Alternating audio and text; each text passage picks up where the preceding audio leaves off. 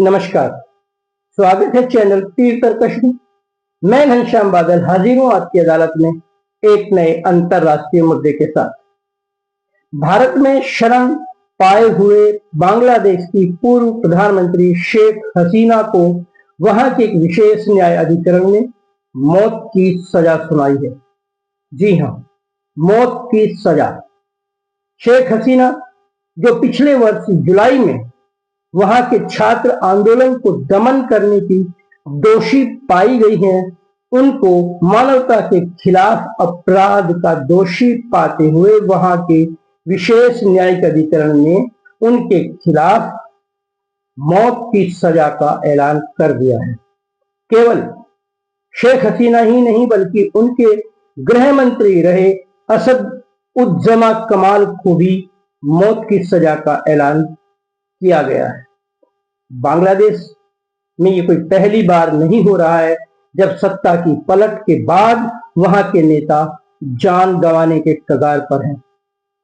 1971 में, आपको याद दिलाने की जरूरत नहीं, 1971 में जब चुनाव जीतने के बावजूद पाकिस्तान के एक नेता के रूप में शेख मुजीबुर रहमान को वहां की सत्ता नहीं सौंपी गई, जुल्फिकार अली भुट्टो पाकिस्तान के प्रधानमंत्री बन गए। ऐसे में पाकिस्तान में बंगालियों का दमन शुरू हो गया और भारत की तत्कालीन प्रधानमंत्री इंदिरा गांधी ने मौके का फायदा उठाते हुए बांग्लादेश के निर्माण में शेख मुजीबुर रहमान का साथ दिया। इस तरह बांग्लादेश अस्तित्व में आया। शेख मुजीबुर रहमान वहां के पहले प्रधानमंत्री बने, राष्ट्रपिता बने, लेकिन केवल 4 साल के अंतर में ही वहां के कुछ युवा सैन्य अधिकारियों ने 15 अगस्त 1975 को शेख मुजीबुर रहमान के पूरे परिवार की उन समेत हत्या कर दी। केवल शेख हसीना बची, इसलिए बची कि उस समय वे ढाका में थी ही नहीं बल्कि जर्मनी में रह रही थी। उनकी हत्या के बाद पाकिस्तान में सत्ता का परिवर्तन हुआ और शेख हसीना ने भारत में शरण ली। सत्ता एक हाथ से दूसरे हाथों में जाती हुई, चाहे वो मुश्ताक के हाथ में गई या बीच में कुछ और सैन्य अधिकारी आए, लेकिन आखिरकार जनरल जियाउर रहमान सत्ता पर काबिज हो गए। उन्होंने पहले एक तानाशाह के रूप में, फिर एक राष्ट्रपति के रूप में वहां पर शासन किया, बड़े दबंगई के साथ शासन किया और आखिर में अपनी एक party BNP Bangladesh nationalist party का गठन करके सत्ता में रहने को लोकतांत्रिक जामा भी पहना दिया। लेकिन जिस तरीके से जियाउर रहमान खून खराबे के बाद सत्ता में आए थे, ऐसा ही उनके साथ भी हुआ। जब वे चटगांव में एक राजनीतिक विवाद को सुलझाने के लिए गए हुए थे तो उनके विरोधी मंजूर अहमद के लोगों ने वहां पर कमजोर सुरक्षा व्यवस्था का फायदा उठा करके जनरल जियाउर रहमान की हत्या कर दी। जनरल जियाउर रहमान के बाद एक बार फिर सत्ता का उठापटक का दौर शुरू हुआ। इस बीच 1981 में शेख हसीना को बांग्लादेश की national Awami league, Bangladesh national Awami league का अध्यक्ष चुन लिया गया था और वे भारत से बांग्लादेश पहुंच गए। संघर्ष का लंबा दौर चला उनके बीच और साथ ही साथ जनरल जियाउर रहमान की पत्नी खालिदा बेगम के बीच। लेकिन इस उठापटक के दौर में शेख हसीना 1996 में प्रधानमंत्री का पद पाने में कामयाब हो गई। 2001 तक उन्होंने वहां पर शासन किया, लेकिन जल्द ही उनके खिलाफ हवा बनने लगी और इस बार सत्ता की बागडोर गई जनरल जियाउर रहमान की बेगम खालिदा जिया के हाथ। उन्होंने भी 5-6 साल वहां पर शासन किया, लेकिन वे भी वहां की स्थितियों को संभाल नहीं पाई और उन्हें हटना पड़ा। उसके बाद इन दोनों बेगमों ने सारे मतभेद भुलाते हुए आपस में कंधे से कंधा मिलाकर वहां की सरकारों के खिलाफ संघर्ष किया। हालांकि संबंध इनका सांप नीवले जैसा ही रहा और उसमें कामयाबी मिली।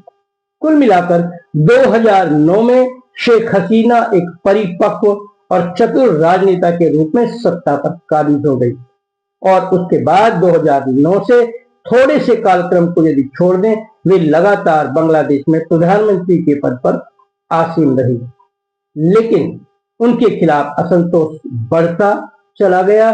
महंगाई, बेरोजगारी और साथ ही साथ विरोधियों की साजिशों के बीच वो दौर आया कि जब जुलाई में छात्र आंदोलन खड़ा हो गया और आज जो बांग्लादेश की अंतरिम सरकार के मालिक हैं यूनुस अहमद, उनके इशारे पर कहा जा सकता है कि आंदोलन हिंसक हो गया और इस हिंसा के बीच उसको दबाने की ललक में शेख हसीना ने सेना और पुलिस का सहारा लिया। 1400 लोग, 1400 लोग मारे गए। शायद उस समय शेख हसीना को लगा होगा कि सत्ता पर उनका पूरा नियंत्रण है और उनका कुछ नहीं बिगड़ेगा, लेकिन युवाओं के आगे, नेताओं की साजिशों के आगे उन्हें झुकना पड़ा। उन्होंने प्रधानमंत्री पद से इस्तीफा दिया और भारत में भाग करके शरण ले ली। भारत में इस समय भी वे रह रही हैं। उनका आरोप है कि उन्हें जो फांसी की सजा दी गई है, जो मौत की सजा दी गई है, वो अवैध है। ना तो इस न्यायाधिकरण का गठन लोकतांत्रिक तरीके से हुआ है, ना ही वहां पर एक निर्वाचित सरकार है। साथ ही साथ उन्हें अपने पक्ष में कहने का भी कोई मौका नहीं दिया गया है, जबकि न्यायाधिकरण का कहना है कि उन्होंने शेख हसीना को अदालत में सुनवाई के लिए बुलवाया, लेकिन उन्होंने वहां जाने से इनकार कर दिया और आंदोलन की बहुत सारी वीडियो, ऑडियो और दूसरी क्लिपिंग उनके पास हैं, जो इस बात की गवाही देती हैं कि शेख हसीना इस अपराध की दोषी है। खैर, बांग्लादेश हो या पाकिस्तान या अफगानिस्तान, सत्ता चीज ही ऐसी है कि विरोधियों के प्रति कोई दया वहां पर नहीं होती है।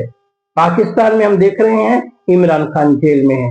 अफगानिस्तान में तालिबान ने वहां की चुनी हुई सरकार को उखाड़ फेंका और वे राज कर रहे हैं।